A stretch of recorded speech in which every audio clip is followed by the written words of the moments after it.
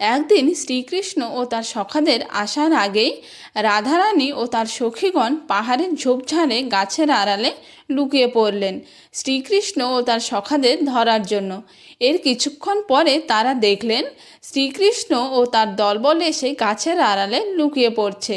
সেই দিন শুধুমাত্র কয়েকজন গোপী মাথায় করে দই মাখনের হাঁড়ি নিয়ে আসছেন সাকরিখোরের দিকে। গোপীগণ সাকরিখোরে আসতেই কম সংখ্যক গোপীদের দেখে শ্রীকৃষ্ণ তার দলবল নিয়ে গাছের আড়াল থেকে বেরিয়ে এসে জোরপূর্বক গোপীদের কাছ থেকে দই মাখন ছিনিয়ে নেওয়ার চেষ্টা করছে। এই সুযোগে রাধারানী ও সখীগণ গাছের আড়াল থেকে বেরিয়ে এসে শ্রীকৃষ্ণ ও সখাদের ধরে ফেললেন এবং তাদের মাথায় বড় বড় চুল ছিল। সেই চুল ধরে টানতে টানতে পাহাড়ের চূড়ায় নিয়ে গিয়ে বিনুনি করে গাছের ডালের সঙ্গে বেঁধে দিলেন। আর রাধারানী ও সখীগণ তাদের বলতে লাগলেন, আমাদের আর বিরক্ত করবে? আমাদের মাথায় দই মাখনের হাঁড়ি ভাঙবে? প্রত্যেক দিন তোমরা এই কুকর্ম করে পালিয়ে যাও। আজকে তোমাদের ধরেছি, আজকে তোমাদের খুব শাস্তি হবে। এই বলে রাধারানী ও গোপীগণ তাদের গৃহ থেকে যে পোশাকগুলো এনেছিলেন সেই গোপী পোশাকগুলো শ্রীকৃষ্ণ ও তার সখাদের পরিয়ে দিলেন এবং মেয়েদের মতো তাদের মুখে শৃঙ্গার করে দিলেন।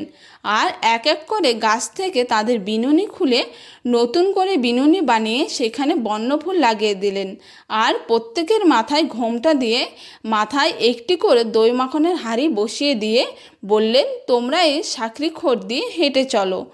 এরপর বাধ্য হয়ে শ্রীকৃষ্ণ ও তার সখা এই সাকরি গলি দিয়ে হাঁটতে লাগলেন। তখন রাধারানী ও তার সখীগণ পাহাড়ের ওপর থেকে দই মাখনের হাঁড়িতে পাথর ছুঁড়ে ছুঁড়ে হাঁড়ি ভাঙতে লাগলেন। ফলে হাঁড়ির মধ্যে থাকা দই মাখন তাদের পুরো শরীরে পড়ে তাদের পরনের বস্ত্র নষ্ট হয়ে গেল। এই দেখে গোপীগণ বলতে লাগলেন, দেখো কেমন লাগে, আমাদের প্রত্যহ তোমরা এইভাবে বিরক্ত করো। আজ তোমাদের কেমন লাগছে? তোমরা আর আমাদের সঙ্গে এরকম করবে?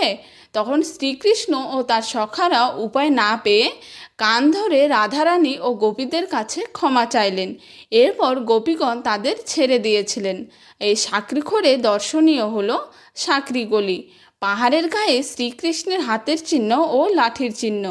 পাহাড়ের চূড়ায় যে স্থানে শ্রীকৃষ্ণ বসে থাকত সে স্থান, আর যে স্থানে শ্রীকৃষ্ণ ও তার সখাদের চুল গাছের সঙ্গে বেঁধে দিয়েছিলেন সেই দিব্য স্থান দর্শনীয়। এবং পাহাড়ের গায়ে এখনও দুধ মাখনের সুগন্ধ পাওয়া যায় বলে মনে করা হয়।